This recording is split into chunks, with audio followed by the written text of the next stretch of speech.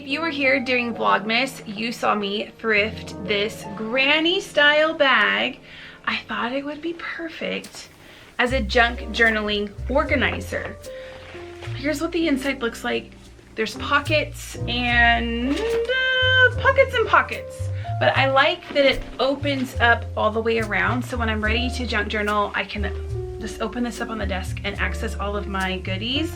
I started junk journaling with my boys last year and we all really enjoy doing it. But the only problem is there's a lot of stuff involved and it takes us a while to get everything out. We take it to the kitchen table, we have our fun, and then we have to clean it up and then bring it back in here and put everything away. It's a whole process. And I think the fact that it's a process is what kept us from doing it on a more regular basis. Also, are you sensing a theme? Perhaps we should have called Vloguary Kendra Works Really Hard to Keep Promises to Herself series, because that's really what I have been focusing on a lot this January, is creating systems to support me and the things that I want to do so that I'm keeping my promise to myself. And journaling is one of those things that I have dabbled in for a very long time, since I was a kid, and I'm never consistent with it. So I'm hoping if I create a system around this, make it very easy for myself, including my boys, to be able to junk journal whenever we want and to clean it up, that maybe that will support the process. So I thrifted this bag for myself. We're gonna put it together today. I have supplies collected that I want to put inside my junk journal. I'll show you all of that. My boys have also thrifted bags for themselves as well. My oldest, I got him the coolest vintage suitcase. If you watched our Christmas special, I will link it up here and down below in the description. You can take a peek at that if you haven't seen it, but it was one of his Christmas gifts and he's going to turn that into his junk journaling bag. We're still looking for just the right one for my little guy. I got him something in between. It's a smaller, kind of like a laptop bag. I don't think it's gonna work for the long haul, but right now while I'm trying to thrift him something, that'll be fine. They're gonna put their bags together separate, so don't even really think about that. We're focusing on my bag today, but I just wanted to share that I am creating the same system for my boys also to kind of help support their junk journal journey as well. Wow, I said that without messing up. Junk journal journey. You try. Junk journal journey. Junk journal journey. Okay, let's gather supplies, go into the kitchen, and put everything in the bag.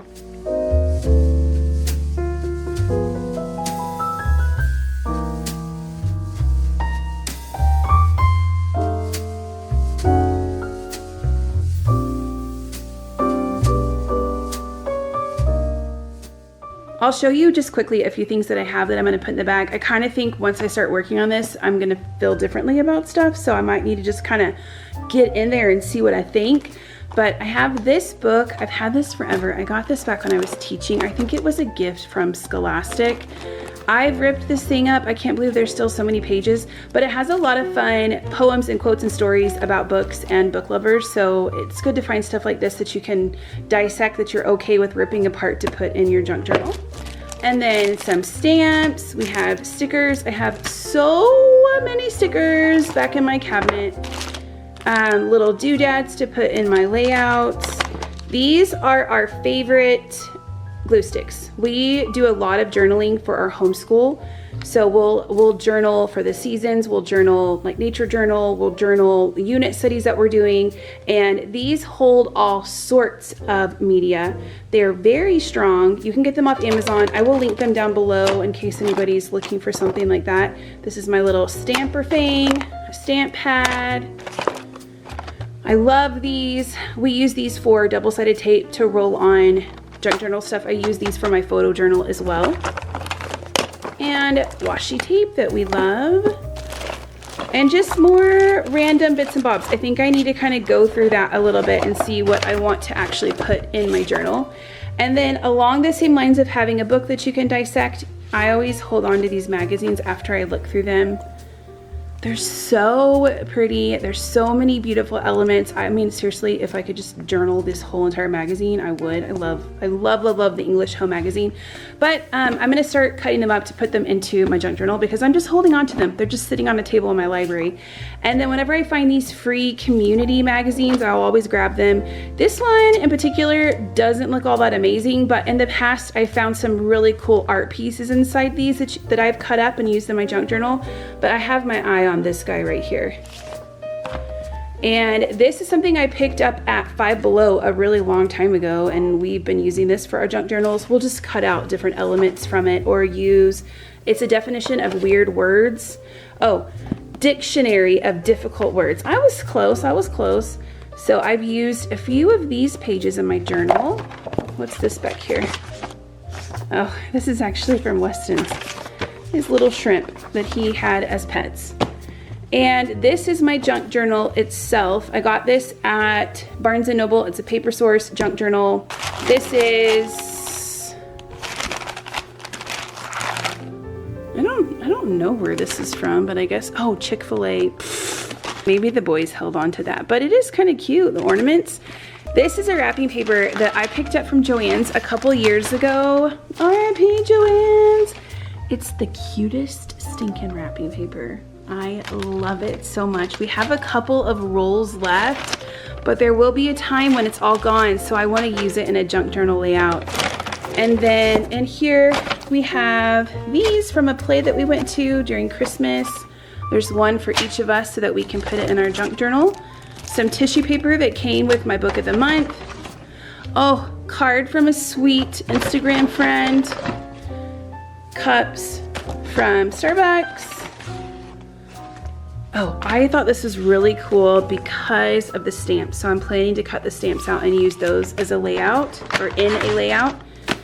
And that's pretty much it. So I've just had this bag chilling over in the corner in the library, and the boys and I have just kind of been putting stuff in it as we come across it. All right, let's get to organizing. I'm very excited to do this.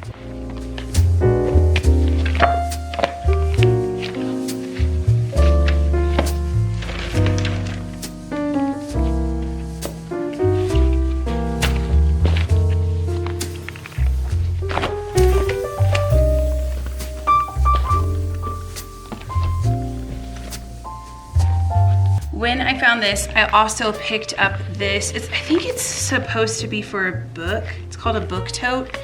It was $1.50, but I thought it would be a great size to organize pens and maybe some scissors and the glue sticks in this.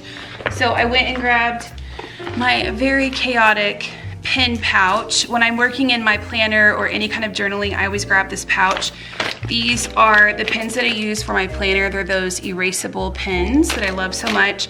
But for my journals, I use things that are more permanent, like Sharpies, these micron pens, and I love the Sharpie gel pens. So I'm gonna grab those out that I use mainly for planners and put them in here.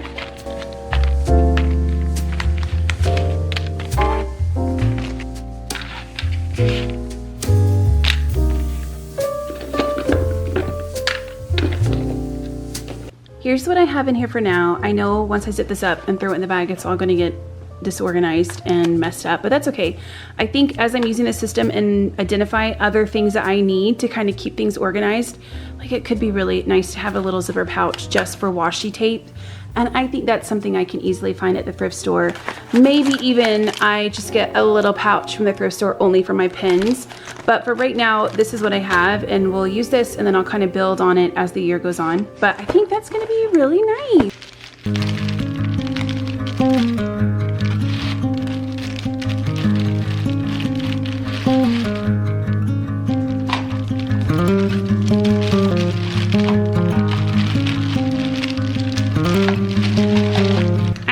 All of these really cool stickers, but these are just from Dollar Tree. I think they're supposed to be wall decals, but I thought they'd be so cool to do a craft project with, especially these butterflies. I love these butterflies, but I forget about them because they're back in our big chest over in the library where all of our journaling stuff is. So I'm gonna put these in my bag so that I see them and remember to use them.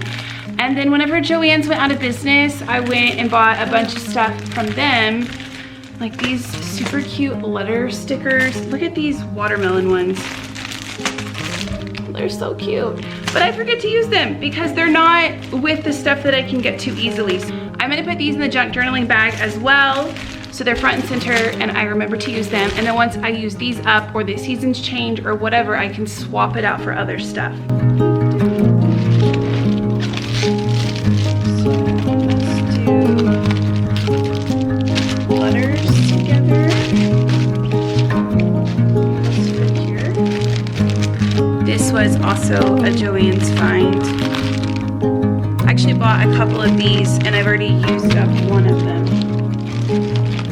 My journal to get bent.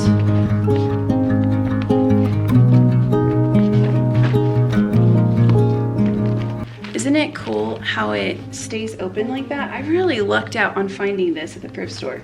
Okay, is it amazing? No. Is it where it's gonna end up for the long haul? No, but for right now, I think this is great. And it's not overwhelming. There's some things that I do like to use that I can't fit in there, like this marker set, and then a few more sticker books, but I just don't wanna overwhelm the bag. And again, I'll swap things out as I need to, but I like that I have all of my writing utensils in this. Whoops, with our most used washi tape. And my boys, they're able to use anything that I have. It's for all of us. So they can even just grab this bag and use it as well. And then my actual junk journal, my new sticker book that I want to dig into. And then the magazines and other things are underneath there. And then all the stickers, the letter stickers are in that back pouch. And then we have some more bits and bobs there. And I think that's it. Let's see if I can get it zipped up.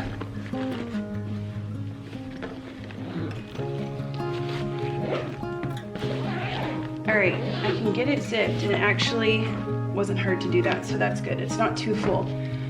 It's really hard to do the angles. I can't figure out what angle to do. Okay, let me talk to you like this. So I think this is gonna work out really well, and this is another system that we've been using since we started junk journaling. I always have some type of a bag. Sometimes it's a Ziploc bag. This worked really well that it stands up and I can just set it in a corner where people can't see it. And then as the boys are saving things or I'm saving things, I just tell them to go add it to the bag. And it's ready to go whenever we sit down to junk journal. Fridays are going to be our junk journaling day this year. I think it's good to have a set day that we can kind of carve out some time and work on these together. Or I can just grab my bag and junk journal whenever I have time. But I think this is gonna work out really well. This is already working out really well. Hopefully systems will help the junk journal train continue. All right, before I say goodbye, I want to give you guys a quick little update on what I decided to do for my book journal. If you've been following along during Vloguary, it was the vlog where I talked about my favorite books of 2025. At the very end of that blog, I shared my thoughts behind, or my confusion behind, what I wanted to do with my book journal for 2026. And I asked for people to leave comments to kind of help me decide what to do. And you did. You left comments and it got me thinking about some things, and here's what I've come up with. I was toying with the idea of going back to a scrapbook style book journal, or going completely simple and just writing a title and being done with it. But the simplicity of just writing a title didn't seem as fun or enticing to me. So I kind of combined a few things with you guys in mind in the comments that you left. Somebody had said, oh, how many books are people actually reading? And that got me thinking, yeah, I was struggling with book journaling because I was reading so many books, and when it got time to sit down and journal everything, I would do month-long spreads. It was just overwhelming and it took too much time. So I need something that I can kind of keep up with randomly throughout the weeks. So what I did was I went to Barnes & Noble. I like to buy journals in person because I like to touch them and see how they open and check the papers out. This journal's really pretty. It's not my favorite, but I think it's pretty. But the reason I got it was because of this. Do you see that? It's like completely flat. I'm so excited about that. The paper is nice and thick, so it should hold up to markers and me adhering different things onto it, because I am hoping to still do a scrapbook book journal, but instead of doing a month layout like I did in my previous scrapbook book journal, That's a lot to say also. I have tricky things to say today. I would do a themed title page, and then I would do all the books that I read that month, and then I also included bookish things that I got up to, like bookish activities I did or things I did with my boys around books. I documented our favorite picture books of the month. And so I think removing the idea of a monthly spread and just having a running journal going where I can just put a picture of each book cover. If I get to the point where I want to add more, I can, but there's no like, it's January, you must do this, and it's February, you must do this, like kind of alleviating the box of that. I think that's going to be helpful. And something else I'm really wanting to do is not only document the books I read, but the movies I watch, the TV shows I watch, and the games that we play. So I think by keeping it more simple, I'm going to turn this into an entertainment journal, and I can just make it what I want it to be. I'm seeing sections. Like I think I might section it off per the different topics and then keep up with it that way. I love to think back on the shows that we watch throughout the year and the movies and come up with a favorite of whatever year TV and movies. And I had a really hard time doing that this year because I could not remember. I couldn't remember. And I watched some really good stuff at the beginning of the year. I actually had to do a Google search of top shows to narrow down the ones that I'd forgotten. So hopefully if I am just writing it down and hear them, that will help me remember. So that's my plan.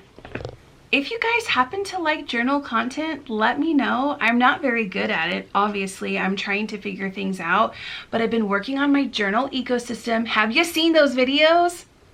I love watching them. It's all about the different journals that people use throughout the year, how they're using them, why they're using them. I'm building my stack.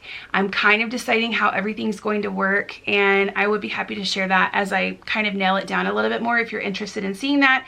And I'm sure we will have bits of junk journaling trickle into our vlogs here and there, but I will say goodbye to you guys for now, and I will see you next week.